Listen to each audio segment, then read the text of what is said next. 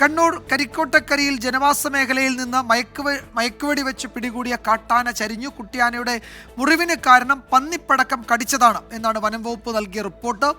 തീറ്റയോ വെള്ളമോ എടുക്കാനാവാത്ത നിലയിലായിരുന്നു ആന.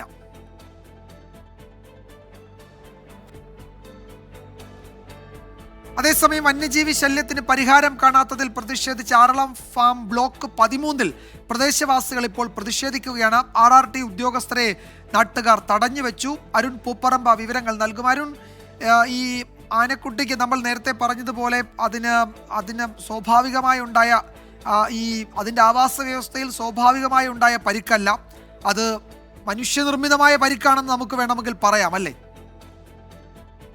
വിജയകുമാർ, അത്തരത്തിലുള്ള വിവരങ്ങൾ തന്നെയാണ് ഇപ്പോൾ വനം വകുപ്പിന്റെ ഉദ്യോഗസ്ഥർ പങ്കുവെക്കുന്നത്. അത് സ്ഥിരീകരിക്കുന്നുമുണ്ട്. ആ പന്നിപ്പടക്കം കടിച്ചതാണ് ഈ കുട്ടിയാനയുടെ ഈ മുറിവിന് കാരണം, ആ താടിയിലേറ്റ മുറിവിന് കാരണം എന്നതാണ് വനം വകുപ്പ് ഉദ്യോഗസ്ഥർ പറയുന്നത്. അന്നനാളത്തിന് ഉൾപ്പെടെ ഗുരുതരമായി പരിക്കേറ്റിട്ടുണ്ട്. ആ തീറ്റയോ വെള്ളമോ എടുക്കാൻ ആവാത്ത അവസ്ഥയാണ് ഉണ്ടായിട്ടുള്ളത്. പടക്കം പൊട്ടിയതിന്റെ ആഘാതത്തിൽ പല്ലും നാക്കുകളും ഉൾപ്പെടെ തകർന്നിട്ടുണ്ട് എന്ന വിവരം കൂടി വനം വകുപ്പ് അവരുടെ പരിശോധനയിൽ, ചികിത്സാ പരിശോധനയിൽ അവർ കണ്ടെത്തിയിട്ടുണ്ട്. സ്വാഭാവികമായും നേരത്തെ സൂചിപ്പിച്ചതുപോലെ തന്നെ ഈ ആനയെ തുരത്തുന്നതിന് വേണ്ടി പടക്കങ്ങളൊക്കെ ഉപയോഗിച്ചിട്ടുണ്ട്. കഴിഞ്ഞ ദിവസം രാത്രിയും എല്ലാമായി കീഴ്പള്ളിയിൽ ഉൾപ്പെടെ അങ്ങനെ പടക്കം പൊട്ടിച്ചൊക്കെയാണ് ഈ ആനയെ തുരത്തിയത്. അതിനിടെ ഉപയോഗിച്ച പന്നിപ്പടക്കം കടിച്ചു തന്നെയാണ് ഈ മുറിവും പിന്നീട് ആന ചെരിയുന്ന സാഹചര്യം ഉണ്ടായത് എന്ന് തന്നെയാണ് വനം വകുപ്പിന്റെ പരിശോധനയിൽ ഇപ്പോൾ കണ്ടെത്തിയിട്ടുള്ളത്.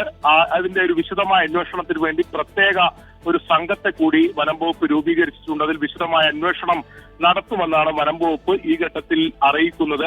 ശരി അരുൺ, എന്തായാലും അത് നേരത്തെ നമ്മൾ പറഞ്ഞതുപോലെ ഈ സ്ഫോടക വസ്തുക്കൾ കടിച്ച് പൊട്ടിയുണ്ടായ മുറിവ് തന്നെയാണ് എന്നിപ്പോൾ വനം വകുപ്പ് സ്ഥിരീകരിക്കുകയാണ്. കൂടുതൽ അന്വേഷണം ഇക്കാര്യത്തിൽ അതെവിടെ വെച്ച് എങ്ങനെ സംഭവിച്ചു എന്നതിൽ ഒരു അന്വേഷണം കൂടി വനം വകുപ്പ് നടത്തും. അരുൺ പൂപ്പറമ്പയാണ് വിവരങ്ങൾ നൽകിയത് കണ്ണൂരിൽ നിന്ന്.